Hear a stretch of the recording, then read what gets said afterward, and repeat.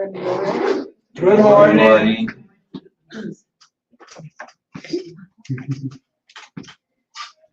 Act calmly under all circumstances. There are many people who are living in a climate of dis- desperation and exhausting rush.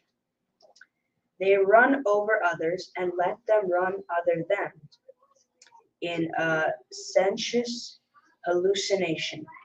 They do not enjoy the fruit of their achievements, nor do they enjoy what they have already accumulated. Serenity is the sister of blessedness, since it provides the pleasure that blesses and gives satisfaction. Reharmonize yourself, driving the car of your hours with calm and living, with the serene gladness of being on the earth. Thus, you will be able to advance towards God, our final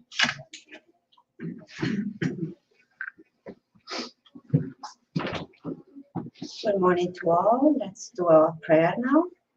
For those who want to be more connected, you can close your eyes or you can keep them open. So let's pray to God,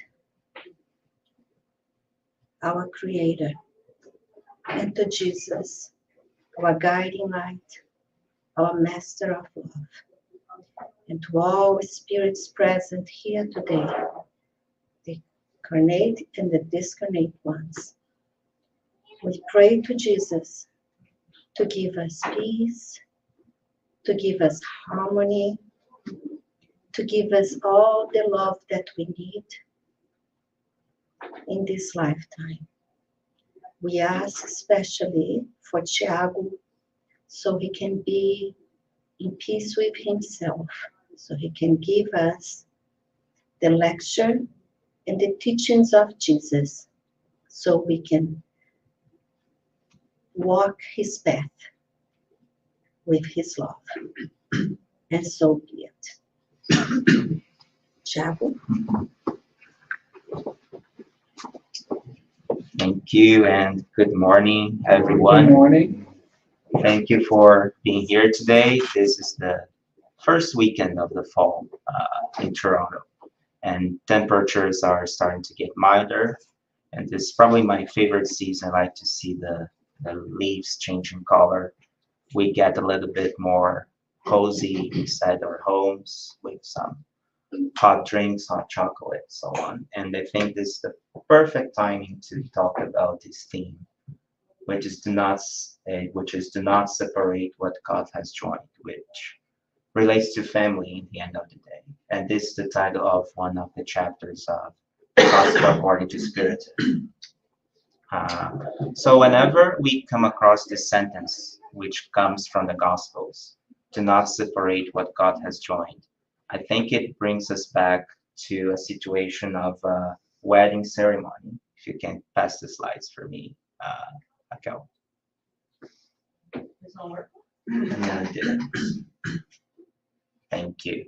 So yeah, it brings us back to a situation of a wedding ceremony. And if you had the opportunity to go to a wedding ceremony, we know it's a very touching and moving moment. Thank you. In which we witness two people confirming that they will share their love and share their journey with before the society, and it's a religious ceremony also before religion. And those people will share their lives moving forward, both bad and good moments, or as it's classically said, in good and bad moments, the wealth, the poverty, sickness and health, and so on. And if it's a religious ceremony, often the ceremonialist will say, do not separate what God has joined, which is extracted directly from the Gospels. But before those two people arrive at that moment of the ceremony, that was a journey before that, and there will be a journey from that moment onward. So that's just a little spot that's happening. Django is the opposite. Yeah. Hmm. No, it doesn't agree with me. Okay, thank you. So first of all, there's a connection, right, between two people, and this is often a moment that we call to have fallen in love. I love the English language here because the English language chose the verb to fall to express that moment that we may have experienced in our lives. I'm very curious about language. I was joking before about speaking French. I'm studying a little bit of French, and in French, it's the same expression, tomber, tomber amoureux, and tomber means to fall. In native Portuguese, and my native language is Brazilian Portuguese, we have a similar expression, but we often use a verb that is derived from the word passion. But all those expressions, they come to this sudden, uncontrollable moment in which sometimes, if you think when you were a teenager, you may have had that crush, that obsessive thinking about someone that leaves you in a very vulnerable state, as described in Wikipedia. We actually have physical sensations, which you describe as butterflies in the stomach. You have sweaty hands, your pupils dilate, and any minor stimuli may bring you back to that person. It's that a very silly moment in like any song that you hear, any love song that you hear may bring you back to that person. And that happens because there's a physical effect as well. There's a lot of substances going to your brain that activate the centers of self-reward, pleasure, and so on. Fortunately, um, this is self-limited, and I think this is self-limited because your body cannot sustain this forever. So that rush will eventually settle down and go away. Uh, and when this settles down, I think it can go two ways. Either those two people realize they were just influenced by their chemicals in their brain and they will break apart. It happens to everyone. Or those people will form a stronger and deeper bond into a spiritual level. And that's the next slide, please. Pretend you're present. Hmm? Oh, thank you. uh, so from that moment forward, that those people may form a spiritual connection, which is a deeper connection. And in the spirits book, Kardec asks the spirits, could two individuals who have already known and loved each other meet in another corporeal existence and recognize each other? And then the spirits say, recognize each other? No. And that's because we don't remember. We forget our prior lives when we go into a new incarnation. But they say, feel attracted to each other? Yes.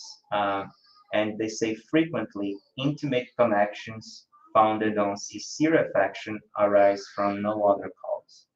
So we know that most of the times the people that we encounter in a lifetime are people that we have met before in prior existences. And during those several existences, we created connections and we became acquainted, we vibrate in the same way. And because of that, because of a law of attraction, we may search for each other. And during our lifetime, we may find each other again. And this may even have been planned during our spiritual planning before the incarnation. This is not always the case because you may find spirits that you have never met before, but because you vibrate in the same frequency with a similarity of thought and similarity of intentions, you may attract you may attract each other and encounter yourselves in a lifetime. And that's what the spirits, sorry, and that's what the spirits say. Two individuals are drawn together apparently by fortuitous circumstances, but it's essentially the law of attraction.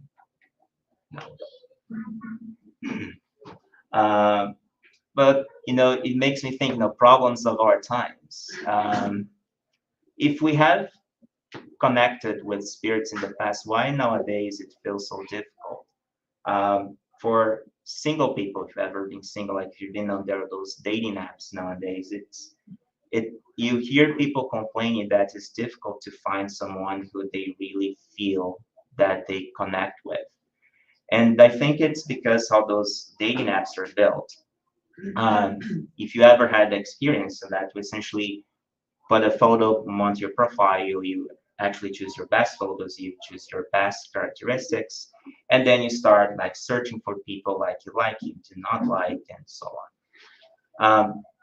It hardly enables you to make a deep spiritual connection through those apps because those apps are focused on material things, your appearance, your looks, essentially your profession, so on, which can start a conversation, but if you're just with the intent of looking for material things, you're not going to make a deep connection with that person. I think it all depends on your intention.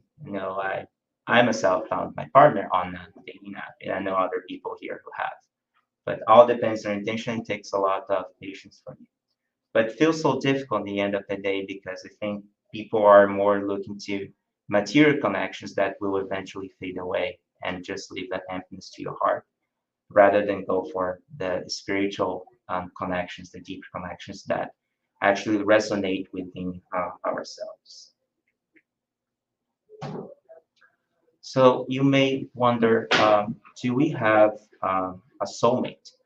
And that concept that we are destined to find that one person throughout our lives and be connected to that person forever from eternity. It's a very kind of romantic idea that has been spread out in literature, in songs for several years.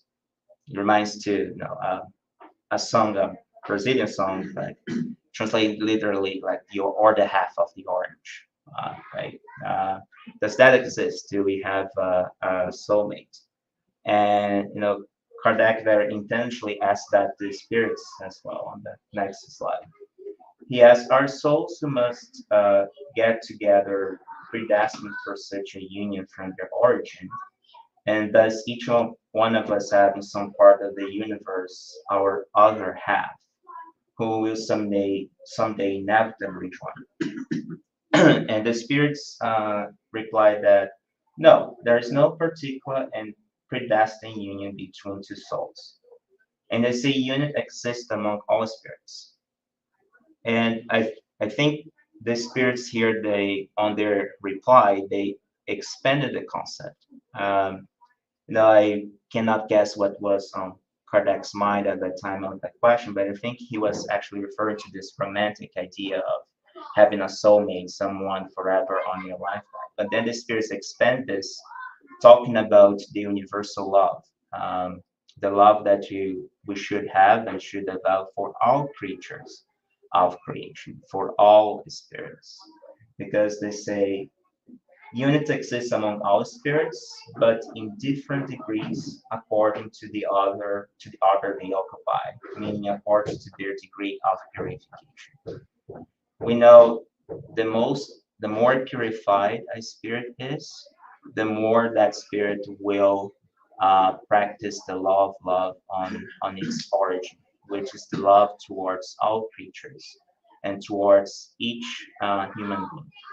And I think we still, in a world of trials and expiations, starting to transition to a world of regeneration.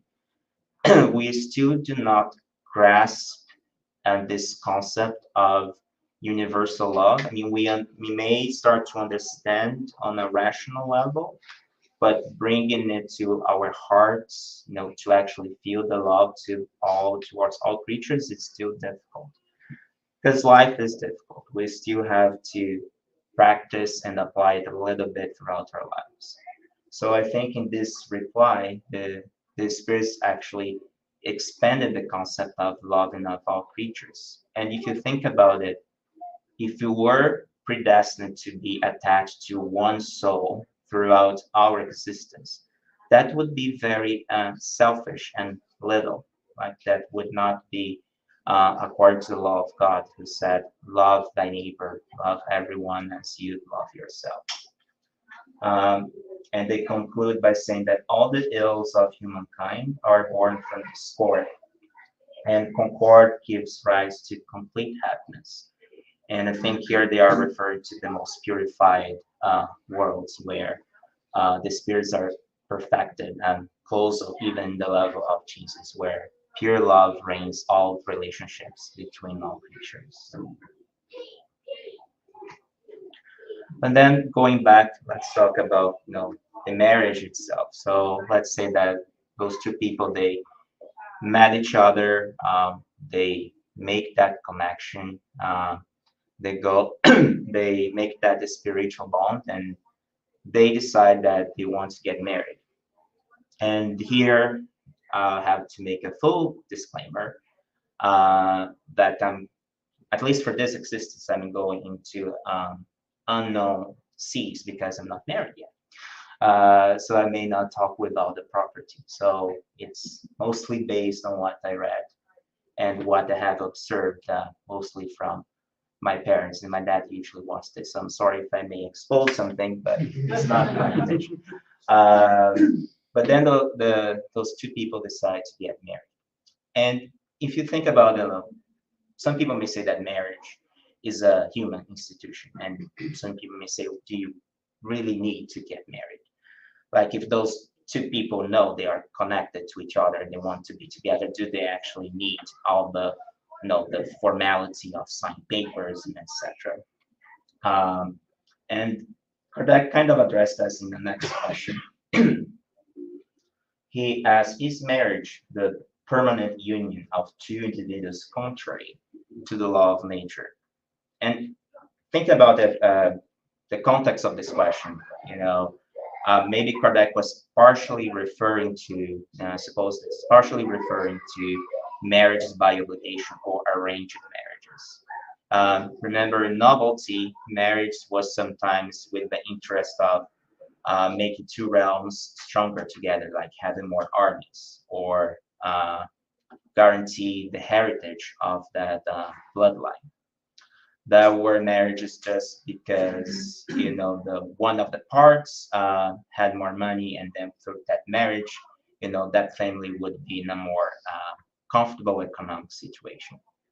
So maybe he was referring a little bit to that, but the spirits say that marriage represents an evolution of humankind. It's a very interesting answer.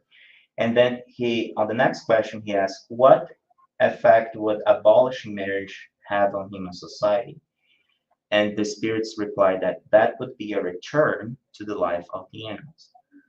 And Kardec adds a comment soon after this question, saying that marriage is one of the first signs of progress of humankind.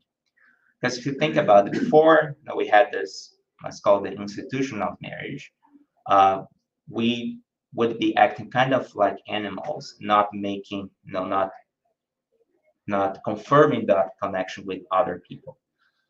The marriage itself confirms that connection for ourselves in the spiritual level and before society, and regulates that relation between families. So it's actually a kind of intellectual and also moral evolution from us. And they say if we abolish marriage, we actually would be even below the level of some animals. And when Kardec said that, it brings me to the example of the blue araras, which some of you may know that it's said that the blue araras, once they find a partner, they stay with that partner for their entire life. And I think blue araras may live close to, I don't know, 100 years, maybe wrong, but they live a long time with their other partner. So we would be even below the level of those very lovely blue araras that we find in Brazil as well. So next slide. And we always have this concept of living happily ever after. Does that really exist? This has been kind of placed in our minds, say from literature, from movies. Like you see in a movie, the classic Disney movies, the story ends at the point of the prince and princess getting married, and then the story ends. Then they lived happily ever after. And what does that mean? What happened after that? Like they live in complete joy and all happiness and everything. We don't know what happens. We just know up to that point. What happens after that is that Disney did not tell you, and most of the books did not tell you what happens after that. So let's go to the next slide. So what we know is that the honeymoon phase will end, and the honeymoon phase is that when you first meet each other, there's all the excitement. There is the excitement about the engagement, the preparations for the wedding, and so on. But once you get married, you have your honeymoon, then you go back to your new real life, sharing that life with somebody else. And in our everyday lives, and our obligations will hit us, and domestic obligations will come. And now you have someone else to share those obligations with you. And this can be difficult. That's when the struggles may start to arise. And what we have to remember is that each person's bring their own baggage. We're talking about the baggage that we have built and this current existence, but we also have the baggage that we bring from prior existences. And when we are put together with somebody else and we live that everyday life in a home, sharing those obligations, those baggages may arise. And sometimes, that was planned in the spiritual life. We should be put together to resolve a conflict. Um, and that's when, the struggles may happen. And what is left after this? So, in my unexperienced opinion, that's when you have the opportunity to actually love that person. Because if you love that person with all that baggage, with all those conflicts, realizing what that person brought to you that was good, the initial message of today was talking about recognizing what you have accumulated of good and what good has happened in life, and recognizing that. And I think it resonates with us. Recognize what that other person has brought you of good. That person is sharing your house, it's a family. You may have had children with that person already. And you share lots of moments. There was something good there. There's not only the struggle. There's not only the problems that have come. So loving someone is seeing that and still loving despite that, recognizing that we're all imperfect spirits and we have our own struggles. And if you are put in that situation, that's something we should learn from that. Let's go to the next slide. And speaking still about marriage, going back 2,000 years ago, I think the struggles that we may have in a life within two people, between two people, that may have led the Pharisees to question Jesus as they would do most in a daily basis, asking, "Is it permitted for a man to divorce his wife for whatever reason?" And then Jesus replies, "Have you not read that he who created man at the beginning created them male and female, and that he said, 'For this reason, a man shall leave his father and mother and shall be joined to his wife, and the two shall become one flesh only.'" This is a very powerful image if you think deeply about it. Jesus is talking about two people getting together and being like a one flesh, like almost like a one body. That is a very profound spiritual connection. So that spiritual connection that he refers to, that's when he concludes, "Hence they shall no longer be two but one flesh, and therefore do not let men separate what God has joined.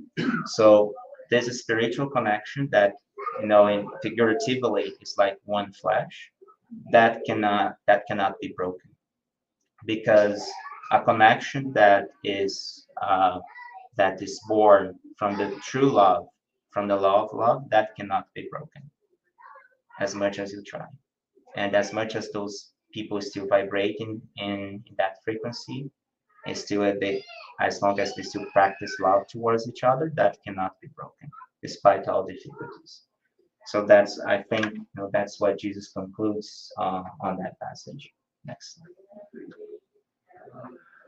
And then going back to the Gospel according to Spiritism, there is chapter 14, which mainly focus on relationships between parents and children. But there's this very interesting passage in which the spirits through Kardec, they separate two types of families. And there are families through spirit ties and families through corporeal ties. And the families of spirit ties are permanent, are strengthened through purification, and are perpetuated in the spirit world. And the former, the material tie families, they will fade away as matter fades away. Once that material interest is gone, that family will, those ties will be gone by themselves. But it's interesting to see that those families, through the spirit ties, they say they are permanent. They're strengthened through purification. Through all those struggles, as much as they make an effort to keep that family, to love each other, to support each other, those struggles actually strengthen those families and make them purified, and makes their love stronger. There is a small book that I borrowed from the library here in preparation for this lecture. It's a small book by Emmanuel, psychographed by Chico. I don't think this book is translated to English, but it's a very small pocket book with questions and answers, and about several things. And one of the things about divorce and marriage. And then one of the questions is why does all the excitement from getting to know each other, engagement, etc., why does that fade away and sometimes gives room for all the struggles, the fightings, insatisfaction? And then Emmanuel makes a very interesting analogy. He says, like, the scholar, the academic, the teacher, he will have a phase of enchantment for his profession, but he will be put through the difficulties and struggles of going through that profession till he is perfected and ready to do it. And he gives an example of other professions, and makes me think about my own journey. Like some of you know here that I'm a doctor, and I chose to be a doctor very young, around 17, when I booked the check mark of the course that I want to do. The 17-year-old Tiago had no idea what the responsibilities of being a doctor would be. He had no idea. But I had that phase of enchantment for the profession. Right? And even when you start university, you have that phase of enchantment until other responsibilities come through. But I'm in a phase now that even with all the responsibilities, I still complain about work sometimes. I do love what I do. And Emmanuel says that so is marriage. It takes an effort. You have to make an effort every day, get to know that person a little bit every day. And at the end of the day, well, you may still complain. That's what we do. We are human beings. We complain, but still love that person. And now exposing mom and dad. I'm sorry. So I would watch my mom and dad sometimes, and they would fight, have some arguments, and say, well, why they're together. Until beginning of this year, my dad got very sick. went urgently to Brazil. He recovered, and I could, between all the things that were happening, I could observe like real love between my mom and my dad. How my mom cared about my dad, how she cared about all the things he does for the home, seeing his role in the house, in the family, and my dad in the other way, like seeing her role too. And I could see there was a very strong partnership there. Even though he's better now and they came back to complaining every night. But I understand that's part of life. That's part of family, and we get through it. It's part of life. It's kind of little beauties of life where you love that person despite making those little complaints. So let's see other slide. And then going back to the Pharisees, over 2,000 years ago, they were very knowledgeable about the law of Moses. They say, why did Moses command the husband give his wife a letter of separation, divorce her? And Jesus says, it was because of the hardness of your hearts that Moses permitted you to divorce your wives. But in the beginning was not like that. So the hardness of your heart, like the hardness like your heart, like with like a stone that is hard to break. Um, so I think what Jesus meant here is that your heart is not completely open or completely prepared uh, to practice the law of love, to accept that person as that person is, and to love that person as you love yourself.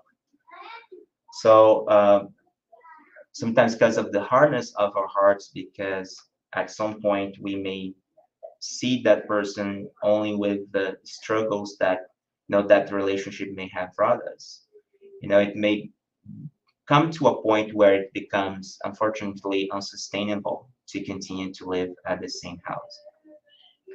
And going back to the time of Moses, we know that at that time, the people were more violent.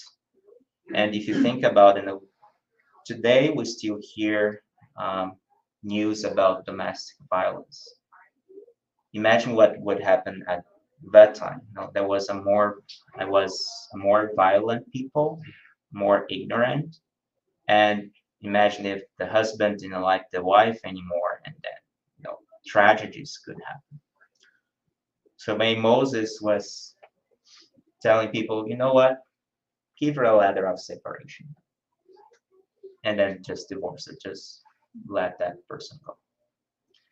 The time of Jesus was not so easy as well. So Kardec comments just below that passage that uh, the the punishment for a woman who had committed adultery was stoning, so death by stoning, which is obviously horrible. So what Jesus oriented here was that, okay, separate your wife, but that woman cannot be married to anybody else. And the man who marries a divorced woman is also committing adultery. So he essentially replaced a punishment for another, a milder punishment that did not involve stoning, um, for for the stoning itself, to try to calm things down. He was essentially substitute a civil law for another civil law, to try to regulate our urges a little bit better, try to regulate our anger a little bit better, until the time that we didn't need that anymore. Let's go to the next slide. And then going back to the Spirit's book, and before that, going back to the theme, do not separate what God has joined. And classically, this has been interpreted as once you get married, you can never divorce. That is forever. And divorce would be seen as a sin, as something wrong.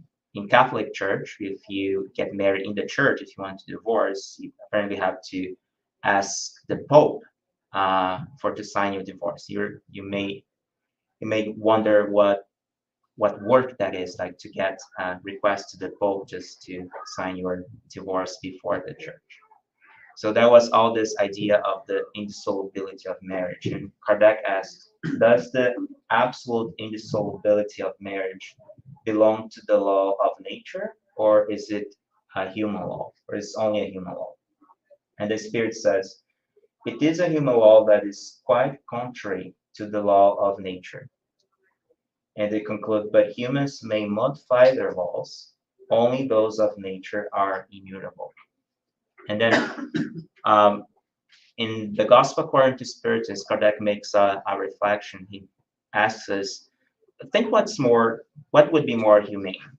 Is it humane to let two people who unfortunately cannot live with each other under the same roof? There is only violence, there is even risk of physical violence. Is it more humane to keep those people together just because they decided to get married at some point, or is it more humane just let those people part their ways and maybe potentially try again in another existence? Think about it, right? Obviously, no one who gets married is planning for a divorce. We don't plan in our lifetime. Oh, at 35 I'll get married, and at 45 I'll get a divorce. No one plans for a divorce. If you're getting married, that's because you want that to work. But sometimes, despite our best efforts, things do not work. And it may be better for those two people to part their ways. It may be better for them, for their own health, for their own mental health. It may be better for their children. And they'll survive. And they may even live with each other a little bit better than they were living under the same roof. Right? It will, at the end of the day, may be better for them.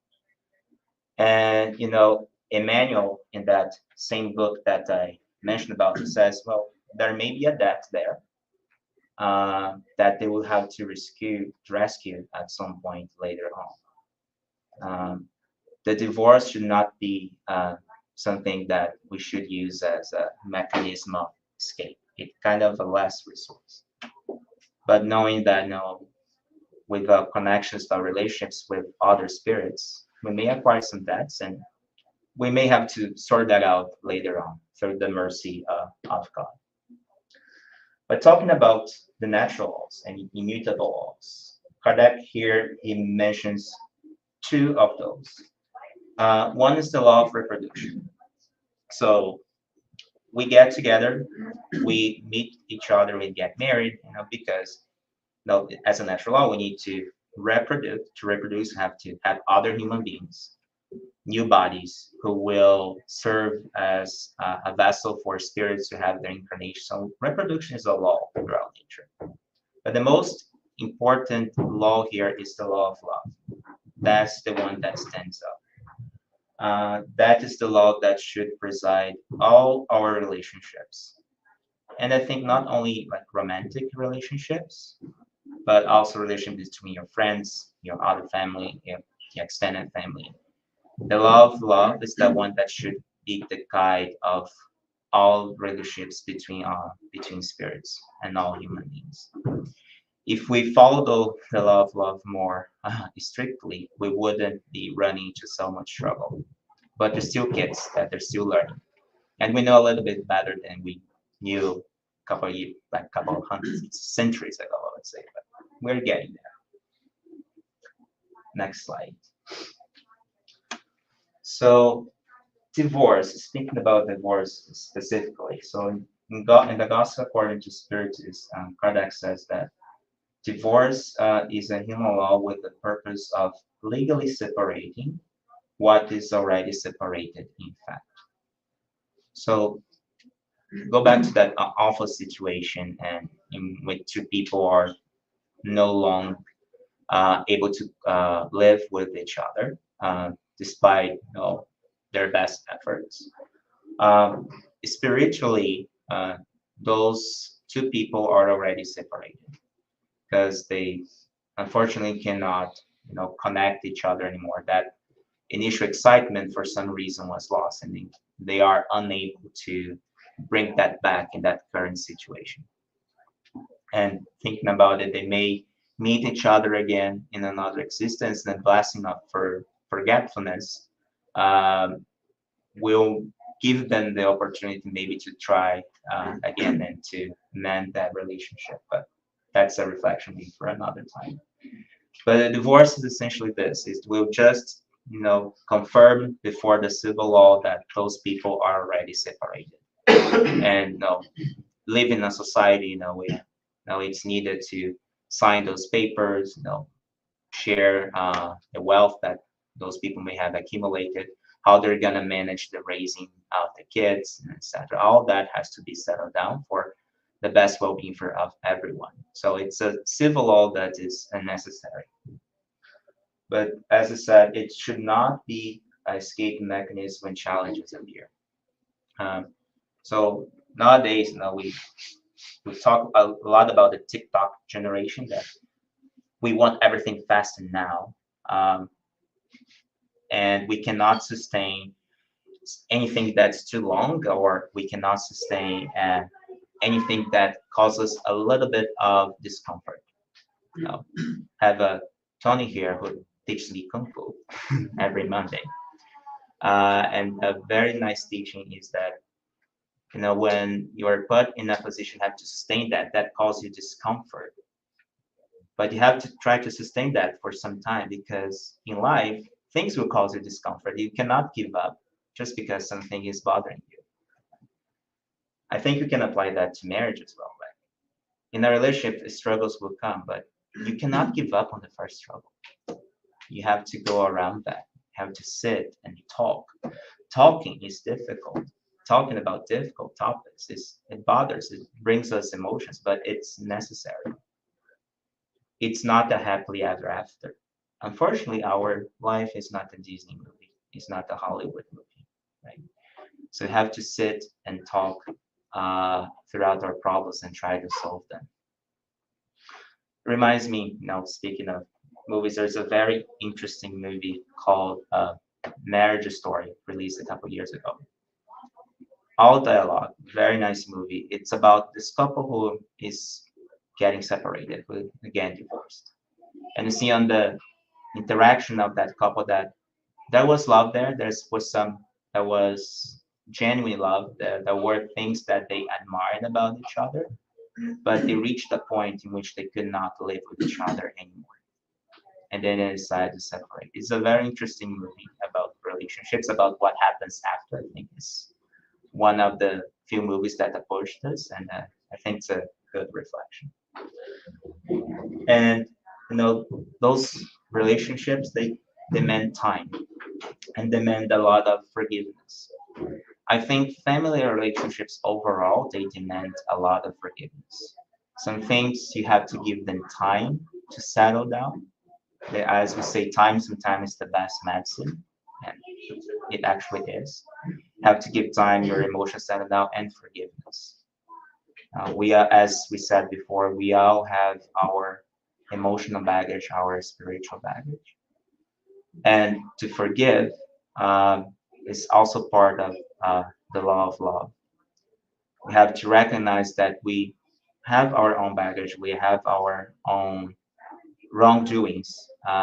We're not perfect spirits, and as we would like that God forgave us, we have to forgive the other person. Forgiveness, the harder is the offense that has been made to us, the harder it is to forgive. But that's where the merit is. So those relationships, family relationships overall, I think it demands a lot of forgiveness, because the families were not put together by chance. If we met those spirits before, that's because we need to live with those spirits and sort something that was left out in the past.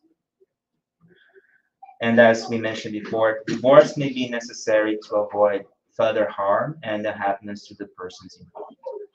So as said before, it may be necessary even to avoid further violence, domestic violence. It may be necessary to avoid unhappiness for the children, who may eventually will will certainly be affected by what's happening inside the home.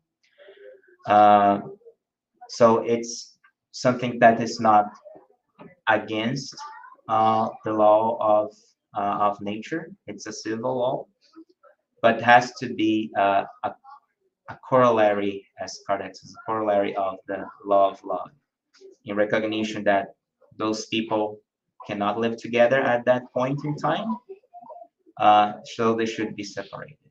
But there will be another opportunity for those people to reconnect. And next slide. So, in conclusion, the ties of the spirit should be what connects us to our significant others, and not the ties of matter. As we say, beauty will fade away. Money can disappear. So if you connect with people because of those things, once those things are done, you disconnect. Once, if you connect with someone because of, beauty, and that person has an accent that disfigurates her, that love will be gone. So what should actually connect us is the spirit ties. That's what should guide our relationships. The law of love should be the guide of our relationships. Now, our romantic relationships, our friendships, our family ties. And sharing your life with another person is certainly challenging. I know people are challenging. We are individual beings. We have conflicting thinkings, but that is the opportunity to apply the law of love. Love thy neighbor as yourself. Each day is an opportunity of practicing that. And with that, I think we can conclude and open for questions and comments.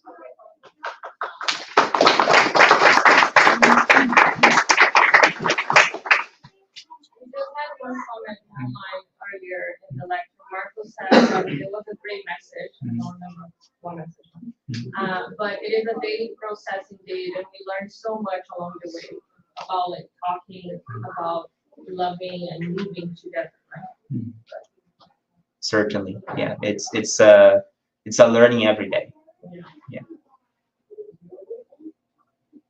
Tiago, I just more of a comment. I want to commend you to taking such a complicated topic.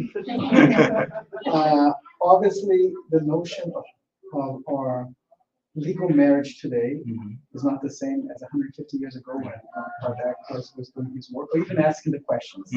You couldn't imagine some of the questions he would have to ask today about marriage going back 150 years. And obviously, very different to the time of Moses and Jesus Christ, where at that point, women were the property of their husbands, right? So a lot has changed. So it is an evolving kind of concept.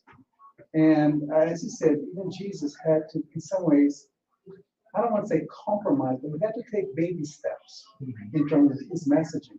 Otherwise, it would be too complicated for the people listening to him to understand what he was trying to say about the role of people who are adulterers and relationship between men and women and so forth. Even Kardec, at the time that the spirits were talking to Kardec, they tried to put some initial ideas of how complex this is, because our emotions around partnership, and I like what you said, we have a partner, so it's, for all purposes, it's not necessarily different from a marriage. It's bigger when you go beyond a single life.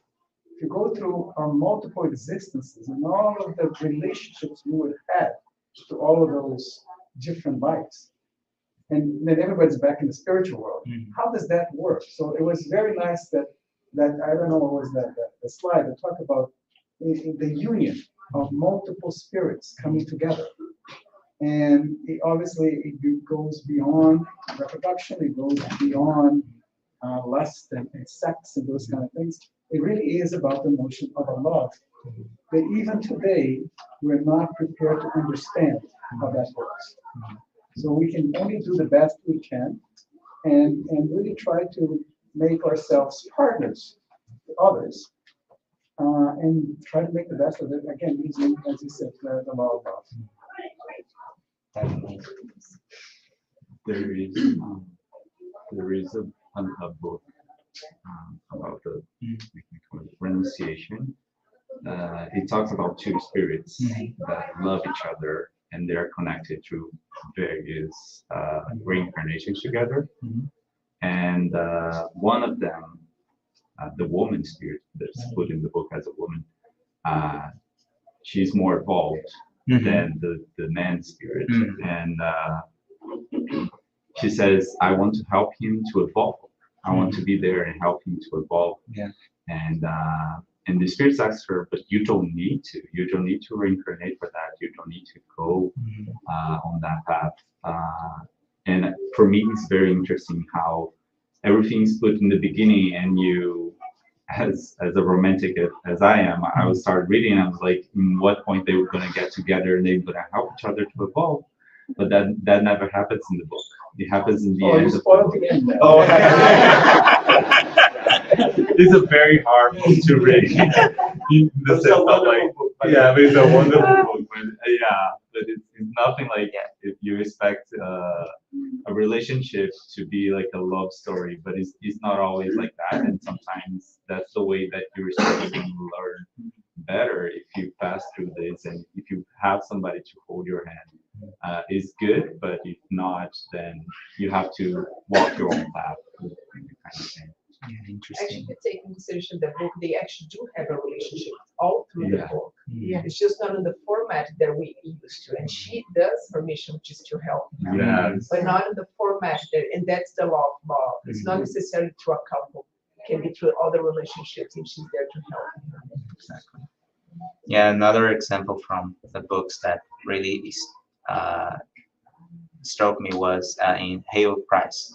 I just read half of it so far, but in the first half, there is the main character has a wife, and the wife cheats on him, and the way he takes it, like such evolved spirit, that I said, "Whoa, this is way beyond my level." He said, "Okay, I love that person, and I understand that that person has moved on, and it doesn't affect me. I forgive that person, live my path. Like he has no anger, no hatred, anything. He just understands that it's a different spirit. It's not a person who is now on a different path, and because of that love, lets that person go and the main character follows a different path throughout the book. But it's very interesting. Well, at that part that he talks about it's a sad situation, but he essentially forgives the partner on the act. Like while he's getting the news, he forgives them. I was like, okay, that is a level of love that's The goal. yeah. No. But I like that because it has to do with a little bit of my comment that I had. I was thinking about to talk, so we were talking about the union and the divorce, and it was something right or not to have the divorce, and then some things come to show us how sometimes that is necessary. And the lesson that I think we can take is understand what was the road that passed through.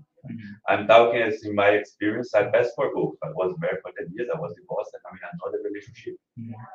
And in the divorce also has all that adaptation phase. Like you have your phase that you fight.